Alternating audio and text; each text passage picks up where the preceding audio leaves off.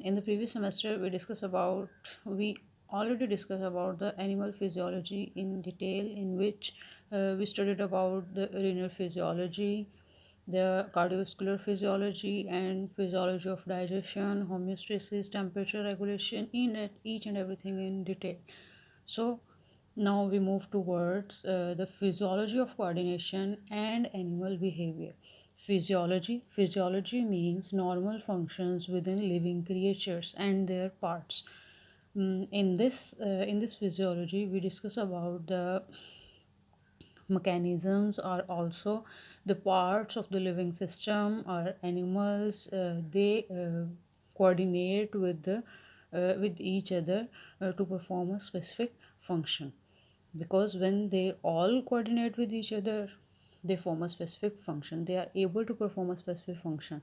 And in this physiology, we also cover about the portion of the animal behavior, as we already studied about the animal behavior in the previous semester. You have already studied the whole subject of animal behavior.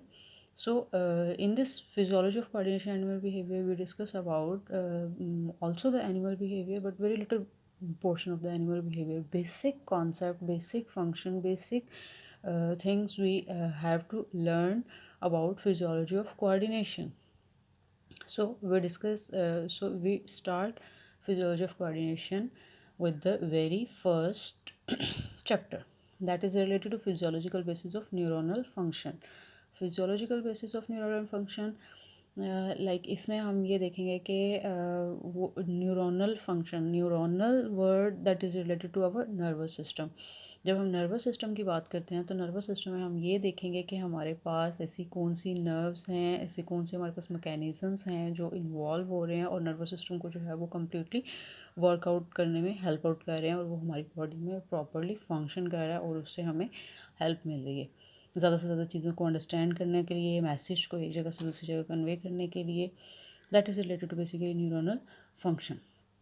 So we are going to start the very first chapter, that is physiological basis of neuronal function, in which we study the very first topic, that is mechanisms in resting membrane potential.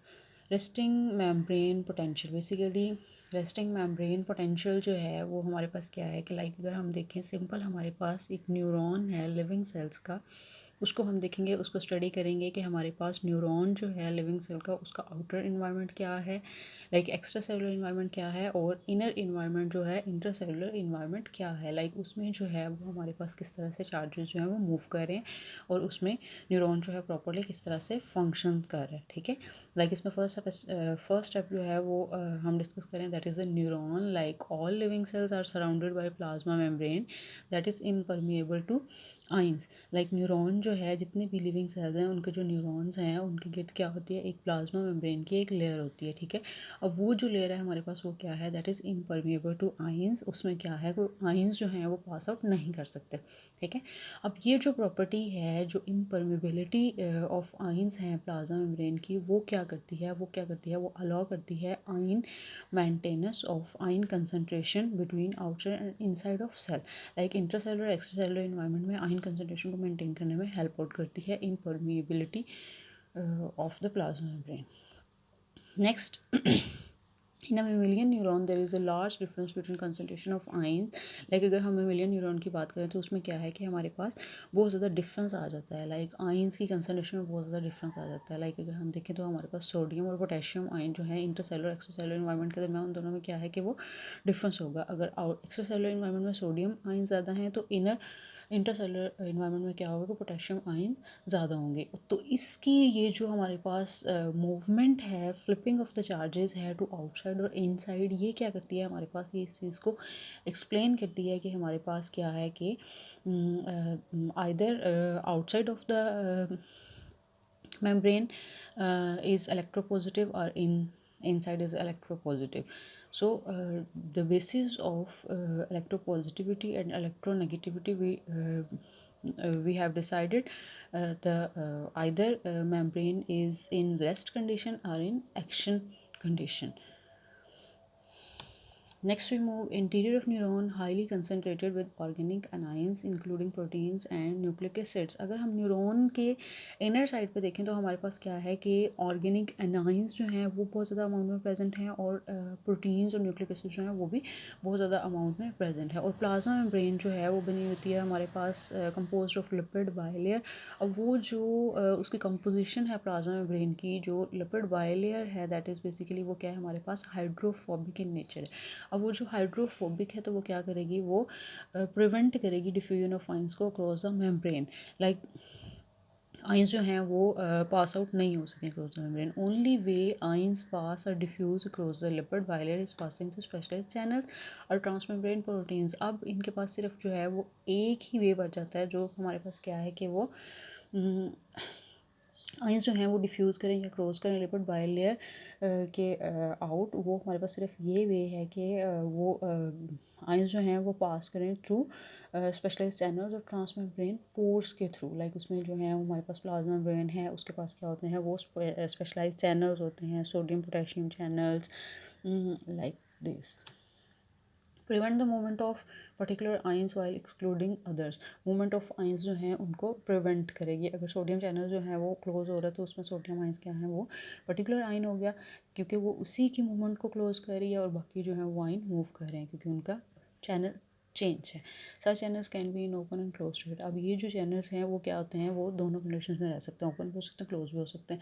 अब वो उस condition में open होंगे जब sodium ions की अंदर ज़्यादा ज़रूरत होगी तो अपने आप को ओपन कर लेंगे, और जब बाहर ज़्यादा ज़रूरत होगी तो वो उसको क्लोज कर लेंगे। When neuron at rest most ion channels close। अब न्यूरॉन जो है जब रेस्ट कंडीशन में होगा तो आइन चैनल्स क्या होंगे, तब उसको बिल्कुल बंद हो जाएंगे, क्लोज हो जाएंगे, कोई भी आइन मूवमेंट जो है वो उसमें से नहीं होगी। क्यों कि तब जो है वो न्यूरॉन बिल्कुल रेस्ट कंडीशन में है, कोई भी फंक्शन परफॉर्म नहीं कर रहा। Some potassium channels open. Potassium channel जो हैं वो ओपन होंगे। Potassium ions diffuse out of the cell down concentration gradient. Potassium channels open होंगे, पोटेशियम आयन क्या करेंगे वो बाहर निकलेंगे, बाहर जाएंगे और कंसंट्रेशन ग्रेडियंट, लाइक ग्रेडियंट की जब बात करते हैं तो वो हाई कंसंट्रेशन से लोअर की तरफ जाएंगे। Sodium channels normally close. Sodium ions can not cross the membrane when neuron is at rest. Sodium channel जो है वो बिल्कुल क्लोज रहेंगे, वो बिल्कुल मूव नहीं करेंगे, बाहर नहीं जाएंगे, क्योंकि तब वो क्या है न्यूरॉन जो है वो रेस्ट कंडीशन में। इन typical neuron the internal concentration of potassium ion is highest than the external condition। typical neuron की हम बात करें तो internal concentration जो है पोटेशियम आयन की वो जो है इनसाइड एनवायरनमेंट जो है वो हाई कंसनट्रेशन है और आउटसाइड पे लो कंसनट्रेशन है। तो अपोजिंग फोर्सेस जो हैं वो उस पर इन्फ्लुएंस करेंगी पोटेशियम आयंस के मूवमेंट पे। फर्स्ट डिफ्यूजन फोर्स जो है वो क्या करेगी, ड्राइव करेगी potassium ion down the concentration, उसकी कंसनट्रेशन जब वो कम हो जाए एक्सटीरियर ऑफ द सेल की तरफ। Movement of potassium out of cell increase internal negative charge. Potassium ion जैसे जैसे बाहर जाते जाएंगे और उसमें जो है वो अंदर नेगेटिव चार्ज जनरेट होना शुरू हो जाएगा। इस तरह से पॉजिटिवली चार्ज पोटेशियम आयन जो है वो अट्रैक्ट करेंगे इंटरनल नेगेटिव चार्ज की तरफ और इलेक्ट्रिकल फोर्स पोस्ट potassium ions back into cell. Potassium ions जो है वो सेल में वापस चले जाएंगे due to electric force. Diffusion and electrical forces coming into balance. दोनों फोर्सेस जो है वो क्या हो जाएंगी, वो बैलेंस में हो जाएंगी, बैलेंस जनरेट करेंगे, इक्विलिब्रियम स्टेट में आ जाएंगे। Electrical potential reach to where electrical force balance to diffuse force. Electrical potential जो है वो डिफ्यूजन फोर्स को बैलेंस करने में हेल्प आउट करेगा। There is no net movement of potassium ion into and out of cell. Potassium ion की movement जो है वो इनटू और आउट ऑफ सेल बिल्कुल भी नहीं होगी। इलेक्ट्रिकल पोटेंशियल, अब जो इलेक्ट्रिकल पोटेंशियल है उसको हम किस तरह से मेजर कर सकते हैं। आइदर सोडियम जो है, सोडियम आयन बाहर ज़्यादा हैं और अंदर जो है पोटेशियम आयन ज़्यादा हैं। अब वो जो अंदर पोटेशियम सेल के अंदर पोटेशियम आयन ज़्यादा हैं तो उसको हम किस तरह से, उसके पोटेंशियल जो है वो किस तरह से मेजर कर सकते हैं। तो वो हम मेजर करेंगे by inserting electrode into cell. Cell के अंदर इलेक्ट्रोड को इंसर्ट करते हुए। न्यूरॉन जो है जब रेस्ट कंडीशन में होगा तो उसका वोल्टेज डिफरेंस होगा -70 millivolt across the membrane। This value is the neuron resting membrane potential, which -70 millivolt है। This is the value of the neuron resting membrane potential governed by relative concentration of ions between intracellular and extracellular space। अब ये जो है वो intra और extracellular space के दरमियान जो है वो कंसंट्रेशन पर डिपेंड करती है आइंस की। This is related to physiological basis of neuronal function.